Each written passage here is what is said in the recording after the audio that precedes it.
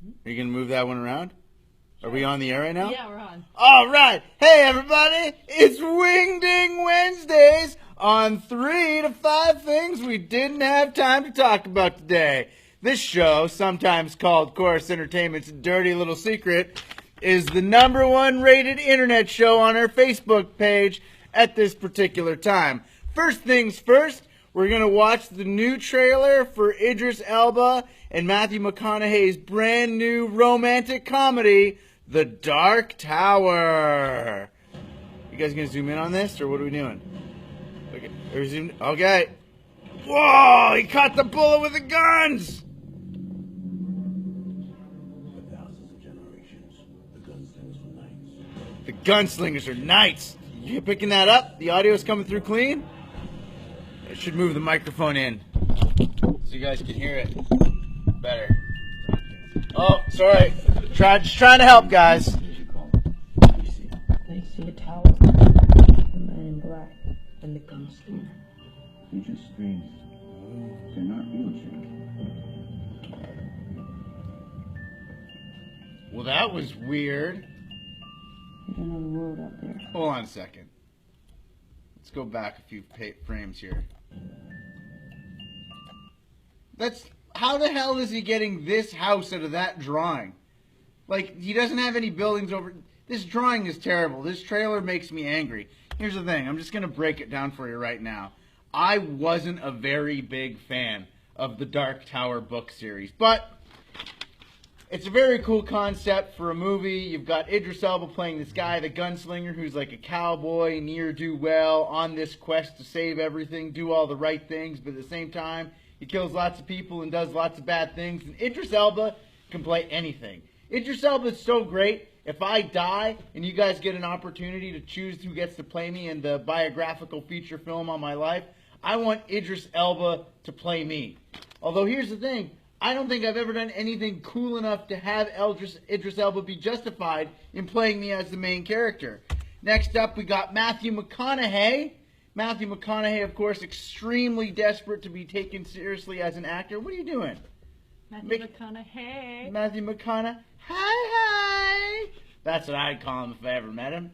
If I was on a red carpet with him, I'd be like, hey, Matthew McConaughey. Hi. And then I would ensure that he wouldn't answer any of my questions.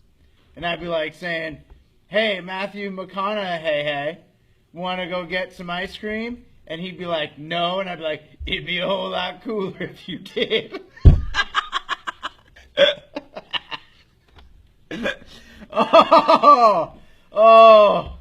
I'm not very good at life. Anyways, Matthew McConaughey is playing the bad guy in this movie. He's the man in black who's chasing the gunslinger for the whole movie. I will be honest. I like that Matthew McConaughey is playing bad guys and is doing not good things now. I think that's great. Like, in the sense of not good things, like he's not always playing the good guy. He's not doing another idiotic romantic comedy. Because that feels like all that guy ever did. And I always liked him. He always seemed cool. Seemed like a right chilled out kind of dude. And the big turning point for him was True Detective. He was amazing in True Detective, the first season, because as far as I'm concerned, there is only one season of True Detective. He was absolutely fantastic in that show. Now he's really focused on being taken more seriously, and he's going to do more roles. There was a rumor that he was going to be playing a role in a Star Wars movie, but what ended up happening was that he was committed to doing this because allegedly, I've heard that there's going to be an effort to turn this film, The Gunslinger, The Dark Tower, into a franchise, which makes sense because the book series is like 9 books long, man. It's huge. And I couldn't get through it. I stopped reading after the second book because, man, like, it is weird. The first book, The Gunslinger, which you see the picture of right here, starts out with the gunslinger, and it's got like some really cool scenes. It's like this sort of post-apocalyptic kind of vibe. They're always talking about the world before and all this stuff, and he gets in these gun battles, and like the man in black goes to this town and basically makes sure all the people in this town want to kill him. So there's a really wild passage where like people are like attacking him with just like their hands and like biting onto him, and he's like shooting people to get away from them all. Like, it's insane stuff. And then in the second book, he's like jumping through portals and walking around New York City and is like goes into the body of a serial killer and then makes this guy's body stand in front of a train. It's just, man, like I'm a weird dude and I like weird stuff, but this was too messed up for me. I just couldn't follow it. Like he's talking to lobsters. Dude, I'm telling you, it's pretty weird. Like it's messed up, but whatever. Speaking of weird, what I was getting at was that they're making this one movie. Imagine, like, these 9 books, turning them into one movie. Imagine if they took Game of Thrones and made Game of Thrones one movie. Like, would that make any sense? They've done 6 seasons of TV, and it feels like that's still not enough. It feels like 7 seasons of TV isn't going to be enough for that book series. But Stephen King was saying that anybody who's a fan of the book series will be able to immediately identify that this movie is more like a sequel to the novel series. So who knows? Give it a read. It's very well written. It's just not for me. It's not my thing. Moving on. Oh, what's that? That's a mushroom. Why am I talking about mushrooms? Because some scientists, some psychologists and chemists in Germany have said that using psychedelics might be a great way to treat depression. Meaning, if you're depressed, just trip balls, man, particularly LSD. They're saying what it does is it affects the brain chemistry in your brain so that the chemicals that your brain is producing when you're depressed just don't get produced anymore, and you naturally come out of it. You just trip balls. Now, here's the thing. You got to understand the psychedelics aren't for everybody. See, this guy's my buddy Falkor. He's the Wish Dragon. Is it Wish Dragon or Dream Dragon? Wish Dragon? It's Wish Dragon, right? Wish Dragon. Falkor. Falkor. Whatever. Name is Falkor.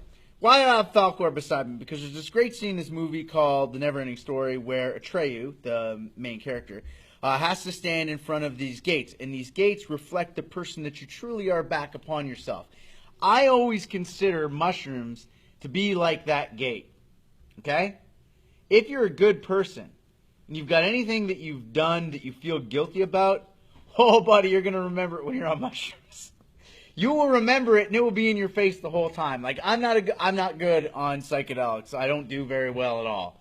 I'm not going to lie. It's not for me. I know it's not for me. So when my buddies are like, let's munch and do shams, I'm always like, nope, not going to do it. Because you know who the worst person is?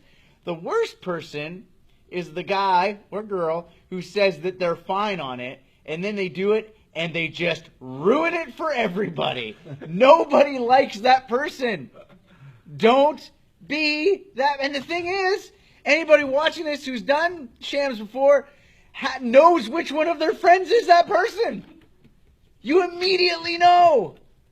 Don't be that person, okay? But for some people, it might really work out well. You know, maybe you're feeling depressed, you're having some problems, do some LSD. I'm not encouraging this. I'm just saying psychologists have been talking about it. You're having some problems and you see a magical hypnotoad that's telling you to stay strong and stable, strong and stable, strong and stable. Maybe that'll work for somebody.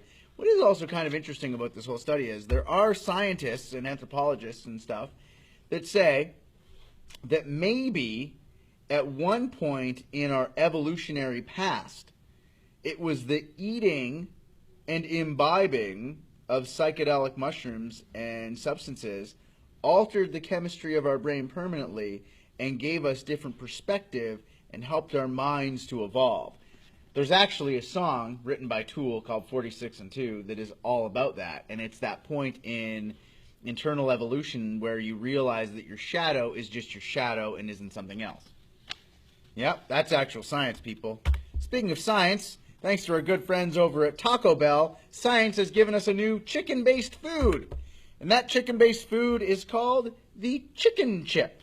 Basically, it is chicken pressed into a triangle, breaded, and then you dip it in a cheese sauce or perhaps guacamole or salsa, maybe some sour cream, and you consume it as nature intended. Now, this is one of those weird things for me. At what point does chicken stop being chicken? You know? Like, where do you draw the line between what is chicken and what isn't chicken? Like, when it's all mashed up into a slurry, and then you add all kinds of chemicals and preservatives to it, then press it into a specific form and shape, is it still chicken? And the reason I'm asking is because right now the world is very focused on gender. And there are people that are very determined to say men are men, women are women, there's only two genders. Are those people as picky about what is chicken and what is not chicken, is what I'm wondering. Like, because I think that we can use what I refer to as the chicken spectrum to properly define gender. Chicken can be many things. It can be a nugget. It can be a drumstick.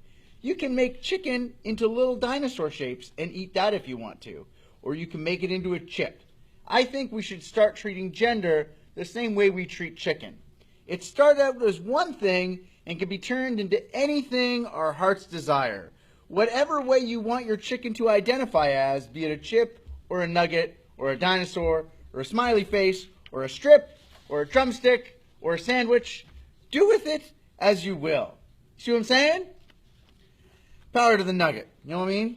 Okay. Well, that's something you want to wake up to. I was reading about a robot developed by the Arlen Robotic Services. They have a Kickstarter to develop the BeegerBot. The BeegerBot. The BeegerBot. You clear? That's what it is. It does exactly like what you think it is. It's basically Arlen Robotics building brighter futures. They certainly are. It's basically like the male version of the vibrator. The real things that I'm curious about is it's not, let's go back to the head. It's not just the head. It's like a full body, okay? It's a full body. It's like a little thing. And I'm curious about, like, if you go into somebody's house, do you put the BeegerBot away? Do you hide it away? Do you put it in the coffee table? You throw a blanket over it? Like, these are the questions that I have for it. Like, do you buy accessories for it? Is this something you share? Like, do girls share vibrators? Something you share? You don't share them? Never? Never been to a friend's house and borrowed their vibrator? Never? I don't know. I don't have one, okay? I'm just legitimately asking the question. Feel free to answer in the comment section if that's something you would share. Like, if you're at a friend's house, your friend Donna is like, oh, man, you got to try this. It's got, like, 8 speed settings. It's so good. Oh, my God. And then you give it a go. And then before you buy one. Like, how do you know? Like, that's a commitment. Some of these things are, like, really expensive. How do you just jump in making that purchase without taking it for a test drive first? They don't have loaner models. That's unsanitary. But, like, if a friend's got one that's really good, would you borrow it? Is what I'm asking. So, like, if you went to your buddy's place and he had the BeegerBot, would you be okay using it if it was your buddy's? Would it? Would that be weird? Is that weird? I've just got so many questions about these things. Like, do you put it away in a closet? Like, do you carry it around? Do you put it on, like, a little wheelie board? Also, do you buy it clothes? Do you buy the BeegerBot outfits? Like, ensembles? Like, during the playoffs, do you get a Leafs jersey or something? Like, in the fall, when the Jays are in the playoffs, do you get it a hat? Do you do the thing where the girls do, like, the back of that, they make the ponytail through the back of that? Do you do that? Is that weird? Is it weird if you're buying clothes for your BeegerBot? Now, I'll put this in perspective. Oh, yeah, like you buy clothes for a Barbie doll. Now, to put this in perspective, see, that's like an avatar from Xbox Live. People spend real money to buy things for their avatars in the video game world. And people don't think that's weird. I really like the video game, so I spent $2 to get the avatar for the shirt for my avatar guy. You're buying fake clothes for a fake video game thing, and you're going to say that it's weird to get a Blue Jays hat for your BeegerBot?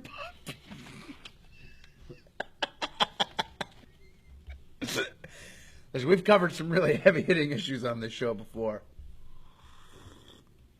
But I think we really, we broke some new ground today. Let's move on to this one. Okay, let's watch another trailer here, okay? Done with the Dark Tower, because we didn't need to finish that one. But let's watch this one together, all right? All right, here we go. This is Marvel's Defenders, by the way. You have interrupted a citywide investigation. Okay.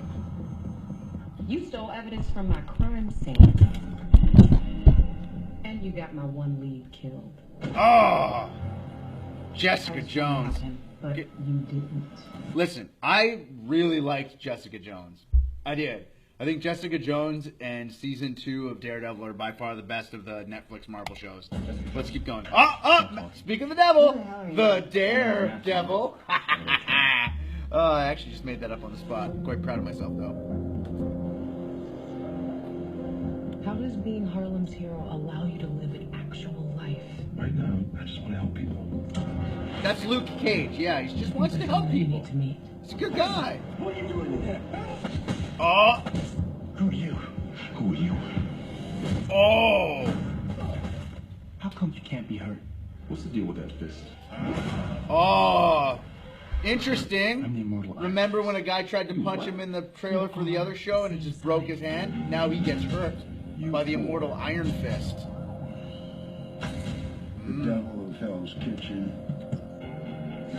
The smart-ass. Love that second costume he got. First costume was kind of wonky. The righteous ex-con.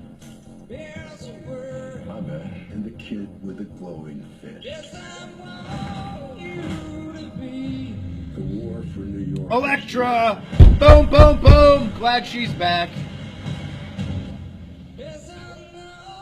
Sigourney Weaver.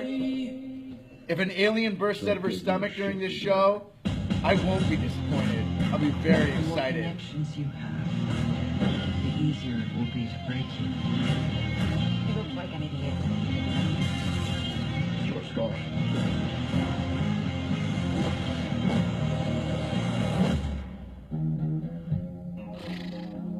You make quite a team. No. What are you talking about? Bulletproof. Blind ninja. Whatever it is you are. Classy. Dude, I'm so frustrated by it all. Let's get into the brass tacks here, okay? We're talking about the Defenders. The new trailer's up. I just posted it at edge.ca. You can go there and you can take a look. There's a link to it right here so you can watch it. Hold on, did we just turn off? It just cut. We cut out? Still recording though. We're still recording.